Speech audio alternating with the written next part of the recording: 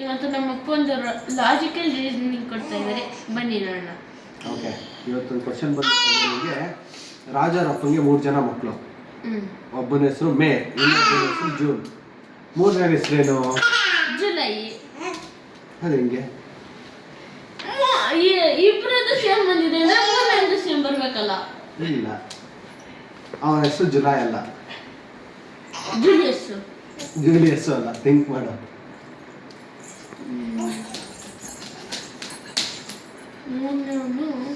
December ಅಲ್ಲ.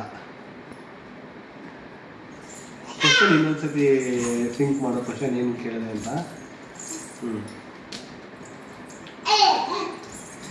Raju. First rank Raju.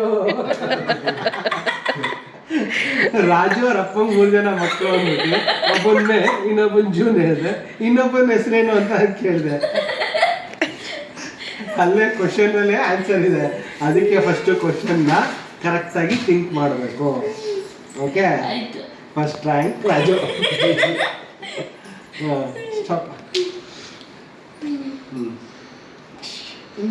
So ಇದೇ ಥರ ಡಿಫ್ರೆಂಟ್ ಲಾಜಿಕಲ್ ಥಿಂಕಿಂಗ್ ಇದಕ್ಕೆ. ಕನ್ನಡ ವರ್ಡ್ನ ಸಬ್ಸ್ಕ್ರೈಬ್ ಮಾಡಿ, ಫಾಲೋ ಮಾಡಿ, ಮರಿಬೇಡಿ.